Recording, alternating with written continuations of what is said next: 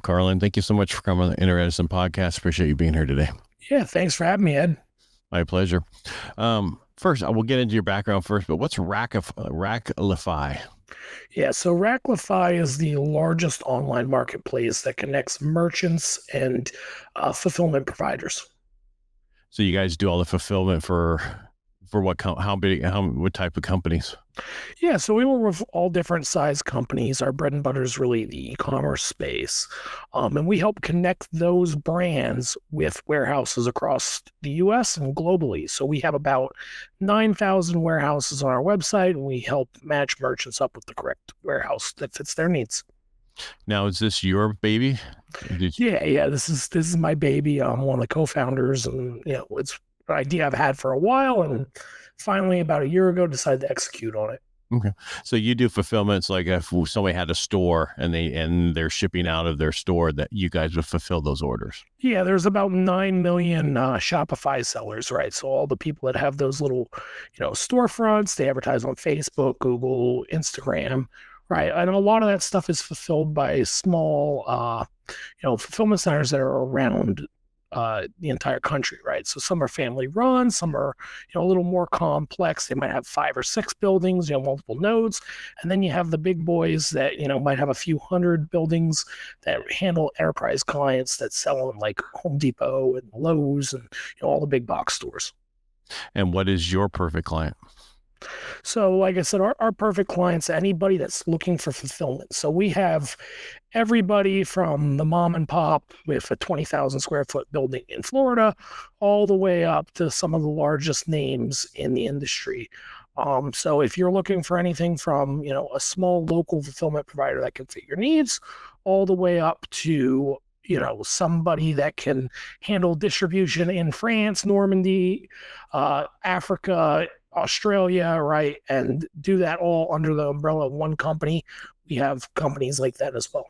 Well, Normandy is in France. Yeah, I know. I realized that when I said it. I'm Navy, so yeah. I'm military. Hey, of course, I was going to bring that up, but that's okay. We'll let just lay. How did you get?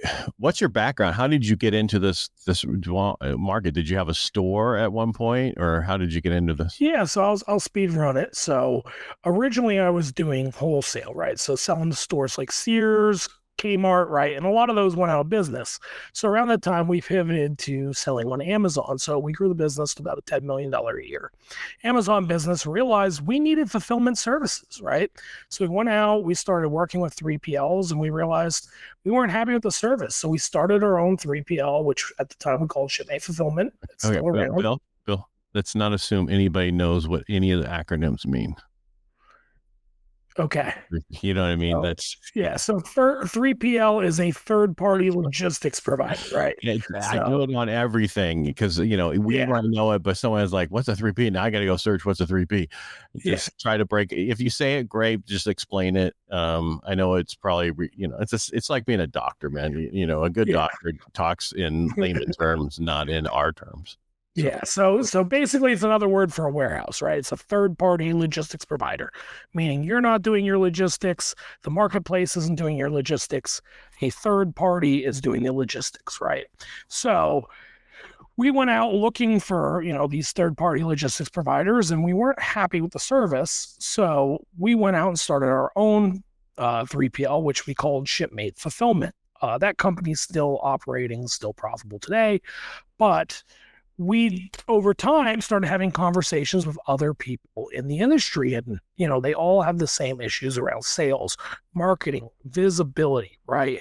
And these themes come up again and again. And as you see on LinkedIn, somebody says, hey, I need fulfillment space in, Oklahoma, right? 100 people will reply to that on LinkedIn. And we sat there and went, well, there's not really one place that brings this entire industry together in one place where a merchant can, go to one location and compare and contrast these different options they have for their fulfillment services. And when you're talking, so when let's back up a second, you said you did stuff through Sears and stuff like that. So you would sell your products through those stores. Is that what you were saying? Yeah. So, more traditional big box, right. Wholesale, right? So you bring free e-commerce. Yeah, you bring a shipping container from China, right? Yeah. really label that all up the way Lowe's wants it or Sears wants it or Kmart wants it. You ship it out their store and they do the distribution, right? Gotcha. So what is, all right. So you said you guys help out all different types of people, which if you ever listen to any of my shows, but you probably don't, I always say you got to figure out who your perfect client is, or what other people call avatars. So I stick with the same thing. Cause eventually it'll be named something else in another 5 years. And you really have, cause we're all afraid to niche down to who those people are. Who is having the biggest, what are some of the, let me back up a second. What are some of the biggest issues people are having in fulfillment besides the fact that these people are not doing their job? So I think it's really an education issue, right? So we just hit it a couple minutes ago, right? I said 3PL. You're like, whoa, hit the brakes, right? So what happens is it's like shopping for a washing machine, right? How many washing machines do you buy in your life? Not very many, right? Same thing with cars. Well, how many cars do you buy, right? You probably buy a new washing machine about every 8 years. Right. But the guy who sells washing machines every single day, he knows the ins and outs of those washing machines. He knows which one spins how fast, right? And he knows what the commission structure on every single one of those is, right? So what happens is there's this asymmetry of information going on, right? So the merchants are only looking for these providers once every in a blue moon, but these providers are having conversations with merchants every single day, right? So what that leads to is a merchant that might not be on the same level of information as the 3PL that's selling them. So a lot of times merchants don't actually know what they want or what they need, right? They just assume that every single 3PL, takes something, they put it in a box, they ship it out. They don't understand that processes are different, capabilities are different, right? Maybe one warehouse can handle cosmetics because they have to be kept at a certain temperature. Another warehouse can't. Maybe one warehouse can handle furniture, another one can't, right? So these things are not necessarily plug and play. And that's before we ever talk about things like service, right? Customer service, operating procedure, SLAs, right? Service level agreements. How fast am I going to do this thing? How am I, what am I promising you? And because of this, a lot of people go out and they just try to solve the basic need, which is I need my thing, put in a box and sent to this address. And what that does is it causes a lot of dissatisfaction in the search because a lot of times people don't get the right fit on the first go around.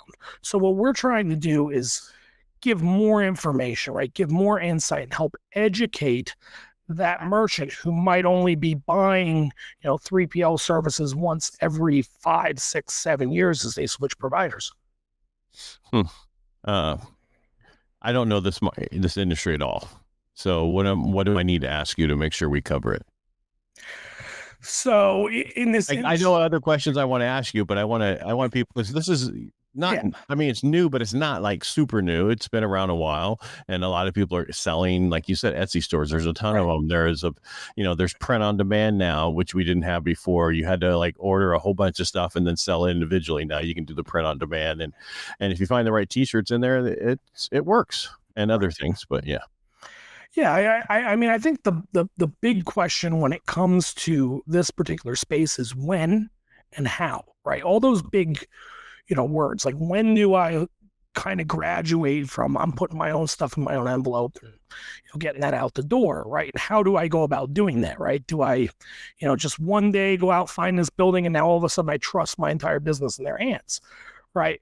So that's the question I get asked the most is like, when do I make this transition? When do I know I'm ready, to take that next step and use a 3PL, right? Because I've been selling online. I have, XYZ number of sales. I don't know if I'm ready, but this thing's taken over my living room and my wife's going to kill me because my garage is full of stuff, right? So, funny story. One time I got a call from a guy. He's like, listen, I'm going to get a divorce if I don't get these pillows out of my garage. Turns out the guy bought like 15 pallets of pillows and they've taken over his garage for the last 4 years, right? So it's like this stuff happens, right? So a lot of times when we talk about like, are you ready for a 3PL? What I like to tell people is it really comes down to a few things. It comes down to your goals and it comes down to the math, right? The first is, do you plan to grow, right? And it seems like an obvious question because we just assume everybody wants to grow. But if you're a hobbyist doing something you love and enjoy, you might not get to the point where you're doing 1,000 orders a month, 2,000 orders a month, right? And actually need this additional bandwidth to be able to fulfill your orders and provide the level of service that you need to provide, right? And then the other part of it is it's a math equation, right? If you know that I'm paying X amount of dollars for storage and X amount of dollars for a shipping label, if you're not making money once you make this change, it doesn't make sense, right? Because if those additional costs are going to weigh down your business, it might not be the right time, because a lot of times, a lot of the value in a 3PL comes from what's known as economies of scale, right? The idea that, the more quantity, because they're buying more shipping labels, more packaging, more everything, the rates are cheaper and therefore you can save money. Well, this is true, if you're pushing enough volume, you can take advantage of those rates. You can take advantage of the storage and, really see some nice savings, but it's a case-by-case basis. Everybody has to do, their due diligence and their own math. What is it at? What's the average cost difference? Because I'm sure everything's different. Furniture's different. Every category is different. Everything's different. Yeah. But I mean, there has to be like, okay, well, to figure if this works for it, there has to be numbers you can do to figure out if it's going to work for them. So one of the things that I would always say is that if a 3PL or a fulfillment center is giving you a quote without ever talking to you, it's probably a bad sign. And the reason why is we just talked about all these things that you could possibly run into, right? You might need temperature control. That's a different price than, just regular ambient storage, right? You might need some sort of special handling. Maybe you need a hazmat certificate, right? All these different things affect the price. Now, there's some general rules, right? And, letting the cat out of the bag a little here, but usually, storage is in the $15 to $20 range, right? Pick and packs in the, $1.50 to $2 range for most standard accounts, right? Well, let's talk about pillows. How about pillows? Let's talk about pillows. There, we talked about pillows earlier. So somebody's selling pillows and it's in their garage and it's killing them. What would that be? You follow what I'm getting at? I'm just because people are going to go, well, one of the things you're trying to get back also is your time, right? Because you're doing it instead of doing what you're supposed to be doing with is the marketing and everything else and sales and everything else you're supposed to be doing, then hiring other people to do all that stuff too. But people don't realize what you talked about, the economy of scales. How I came into that is when in the late 90s, I'm in the mortgage industry. We were doing direct mail, and the more we ordered, it was only a little bit more. Because the run of the print, the run of that, the setup is what's the costly. Yeah. And after that, it's only a few bucks per 1,000 for depending on what you're doing. It really wasn't that much. It's like the same thing when you business cards, other stuff. So the economy of scale just allows you, the more you order, the cheaper it is. Right. And that's the other thing is when you have scale, right, you can use what's known as multiple nodes, right? So multiple points of origin for that fulfillment. So think of it using like 3 warehouses instead of 1. What this does is allows you to split up that stock, get closer to the end customer, which keeps you in a lower shipping zone, right? So when you ship things, you go between zones 1 and 8, right? And if you can get to the point where you're doing a lot of shipping in zones 2 and 3, you're going to be saving a lot of money on your shipping labels. So that's another thing that like the scale allows you is you have an access to all these buildings that you could never buy, if you were a small brand, right, trying to get a warehouse in Texas, a warehouse in Boston, a warehouse in San Diego, right? And now you have access to that, right? Yeah, I would say get one close to the Grapevine, San Diego, because that's within hours for each way. Yeah. Where are you located? I'm in Philly. Okay. Well, you have an Austin shirt on, I think. Oh, yeah. I have an Austin shirt on, but I got all the Philly stuff behind me. Gotcha. So, yeah. All right. So, because what people don't know is like, prime example, I started doing T-shirts because we had a firewalk. And then I got into printful, and then they're sending out stuff. Oh, by the way, this warehouse is down. There's going to be costs for this. This one in Europe is not available now because of this reason or that reason. So understand that this product's going to take longer to be shipped from here to here. And things like that you never think about until you're trying to fulfill everybody that's trying to order your product. Yeah. And because if you sell over the world, that's what it depends on what they're trying to do. Yeah, well, a lot of medium-sized and large brands will even have a guy that's like a 3PL coordinator who like oversees their relationships with, one or even multiple 3PLs, right? There's some people that, they might work with one 3PL on the East Coast, a different 3PL on the West Coast, and a different guy in Europe. Gotcha. So building this out, what was some of the issues you ran into? Yeah, so one of the biggest challenges we had is the age-old marketplace challenge, right? So for people that don't know, when you build a marketplace, one of the problems is that you have to have adoption from both sides, right? It's not a one-sided thing. You get all the warehouses, but no merchants, you're going to fizzle out. You get all the merchants, but you don't have any, warehouses on board. Not good either. So one of the things we did is we set out early and we started, hitting the phones hard, sending lots and lots of emails, hiring salespeople, and like really hitting that ground hard. And what we realized was nobody had 5 minutes. Nobody had 5 minutes, right? Nobody had 5 minutes to create a warehouse. Nobody had 5 minutes to sign up. So what we did is we went back to the drawing boards and we said, how easy can we make this, right? How short of a time, how little of a commitment can we make this for somebody to get involved who wants to use this tool, right? Who wants to see the benefits. And what we did is we started doing claim profiles, right? So if your warehouse already exists on Racklify, you can come on, you can claim it, right? Rather than have to sit there and start from scratch with a blank profile, right? If you're a merchant, we have Google sign-in, we have LinkedIn sign-in, we have these other things that make it easier than having to build like an account from scratch and fill out a whole bunch of stuff, right? We used to do the whole RFP thing, right? Which is what a lot of people in the consulting space do when they're trying to set people up with warehouses. RFP is request for proposal, right? So it's basically a fancy document that outlines what you need, right?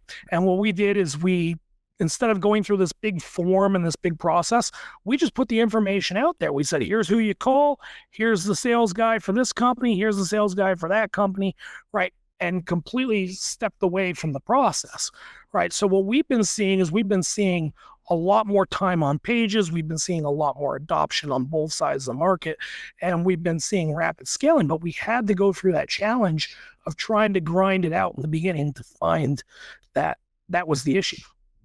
Now, and then what you do, you find the warehouses, right?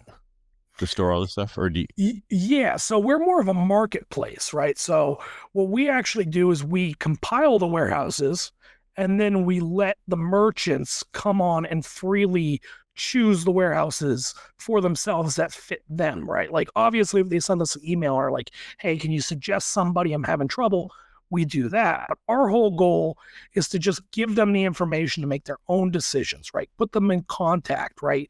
All these things. And the way we make money is through advertising, right? So if a warehouse wants to come up on page one, or they want a prime spot on our homepage, or they want a news article about them on our website, right? We sell that, but we make this a free to use service that doesn't really have a bias because we're not taking a commission from the warehouse themselves.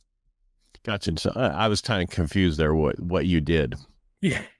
What part of how you connected. So basically you created the market, the place where everybody comes to, kind of like an Angie's List. Yeah. Is Yelp, for most people to understand what we're talking about. You hear that all the time on TV. So if you watch TV.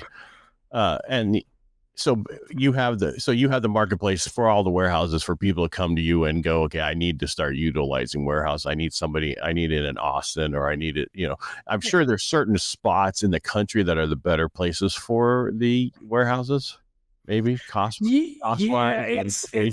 You'd be shocked. So there's certain areas that are definitely hotter than others, right? So Texas is always a really hot area. And the reason why is it's central, right? It has access to cheap labor, real estate's cheap, right? So costs are usually pretty low in Texas, right? Same thing with Tennessee, because, no property, not property tax, no state tax, right? So these areas can prove cheaper if you're going with a single facility. Now, what I find is a lot of times, depending on the product you're selling, you might need to be in a special area, right? Or depending on where you live, because maybe you want to come see your products.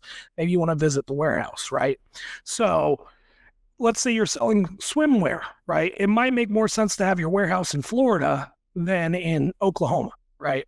Because there's a beach right there, right? Even though you got to pay a little more to ship to California, if you find that 60, 70% of your sales are right there on that Gulf, it's a good place to put your warehouse. So that's why I would say let the data kind of dictate those decisions for you, because that's what's going to allow you to make the best decisions, right? Because otherwise, if you're just like, I want a warehouse here because I want a warehouse here, it's suboptimal. But like I said, you see pooling, right? Areas that are hot where, this activity is, prime, they pile up, right? Think Allentown, Pennsylvania. It's the second largest warehousing hub in the country, right?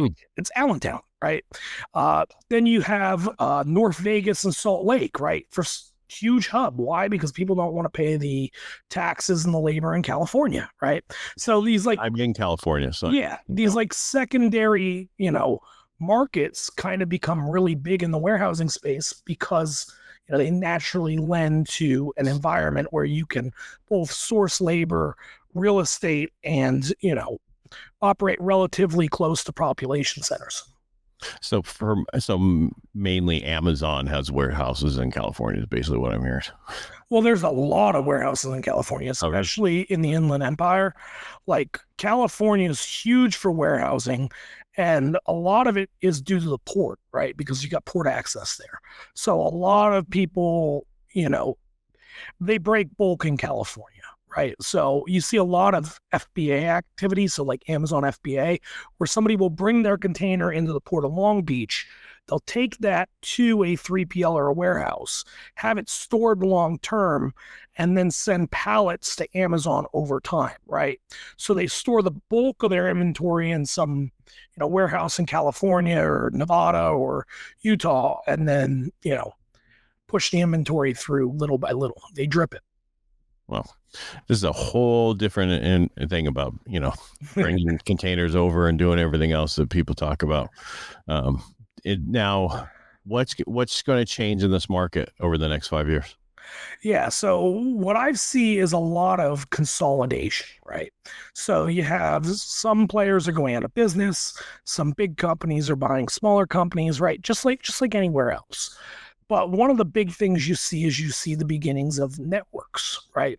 So certain companies will go out, right? And they'll say, hey, I don't want to go buy a warehouse in this area. So I'm going to find another warehouse. I'm going to buddy up with them, and they're going to do the fulfillment for me, and I'm going to mark it up, right? So a lot of fulfillment providers are actually subcontracting the work out to smaller providers, so they have more fulfillment centers and more options across the country.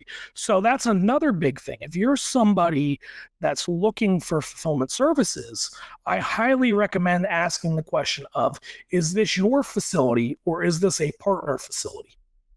Okay. And because the way I'm hearing it, that's going to happen a lot more until it's scaling at all the time, right? So like the big players that are VC backed all the time are expanding their networks. And the only way to expand their networks is to bring in existing warehouses, which is, kind of where the market's going. Well, thanks for coming on the show today and explaining this. It's a lot because I don't do it all the time. I'm in a totally different world, but I'm dabbling kind of in it and I'm trying to understand it because there's just so much. When you go to when you're selling stuff online, to get stuff everywhere, the question is, how do you get it there and how do you set it up so that it's not so cost prohibitive? Because the one thing I'm going to bring up, what I do know, which is pitiful, their shipping costs can be ridiculous because of where they're shipping from. And so, unless you, for most people, include the taxes in the thing. That's the other thing, is you have to worry about where your thing's fulfillment from for tax rates and other Yeah. things, and people don't understand that, because when you start looking at, well, we cover, well, yeah, but you could have a cost for where it's stored, where it's there, this, how it's shipped, everything, Yeah. you know. Well, see, that's a big one. When you mention Printful, right, their big thing is the print on demand, right? So they get a huge premium for their other services because of that print on demand capability, right? Because there might only be, let's call it 100, 200 warehouses in all of the US that do print on demand services, and Printful is the biggest player by large. Yeah, it's huge. Yeah. But it's, and again, it helps though. I mean, think about it. If you're trying to, for most people who have, clubs, other stuff that they're doing, you can have a full line of stuff and a website showing all of it, and selling it everywhere. And it doesn't cost you anything to do it. Yeah, you don't need to hire employees. You don't have to deal with the fact that so and so called out sick today.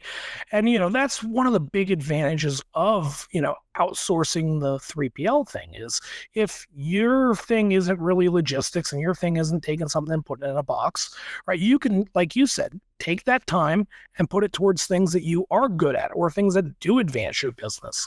So that's one of the big selling points of the whole 3PL thing. But the caution that I give people is, don't get out over your skis. Make sure that it's the right time and that, it makes financial sense for you before you pull the trigger. Now, do you think this market of people selling e-commerce is going to consolidate? It already is. So there's a lot of companies out there that were like in post-COVID buying up successful e-commerce brands, right? So a lot of the big brands that you see today were bought by these aggregators, but there's also a whole nother subset from the COVID times that went out of business, right? So we've seen a lot of market contraction and some market consolidation at the same time. So it's definitely slowed down a lot since COVID. Like during COVID, if you had a B2C brand and it was successful, there was an aggregator that was going to pay you a ton of money to get that into their portfolio and get you out of that company. And now, it's a lot harder to exit a D2C company than it was, 2-3 years ago. Just because there's so many bigger players in the market? Well, the bigger players, plus the failure rate is significantly higher on an e-commerce company than when everybody's sitting at home ordering things through the mail, right? Right. It's an easier target to hit when everybody's online shopping. Yeah, but I still think it's people hate to go out to shop as much, if they have kids, they have other stuff. They're just so busy with all the other stuff. I could see how, when you look at myself and my wife, we hate going shopping. Let me order on Amazon or somewhere else. Let me find what I'm looking for. I look online and order online. I don't want to, because they're not going to have everything local. Right. Unless you're going for wood for Home Depot, then, you get that local. But other than that, anything you can buy in groceries, depending on what you're trying to get. Yeah. But yeah. Bill, anything else you want to add before we go? No, that's the big ones I have. But if anybody is interested in using a 3PL, you can check out Racklify. It's free. One of the things I do want to say, though, is if you're going to use a 3PL, I recommend visiting that 3PL, right? Getting to know the people, because it is a relationship, right? Think about this like a marriage, right? You want to kind of go on a couple of dates, make sure things are okay, make sure you know how to communicate, your communication styles match, your expectations match, and then you put a ring on, right? So that's one of the things to keep in mind that we didn't get to, but I think is really important. I wanted to leave it as a closing thought. All right. Again, thank you so much for being on the show today. Go check out Racklify. So it's RACKLIFY.com. Racklify. Yeah, I know. I keep it. It's okay. I know. I'm a redneck. What do you want? All right, everybody, make it a great day. Thank you again, Bill, for being here. I appreciate you. Thanks for having me, Ed.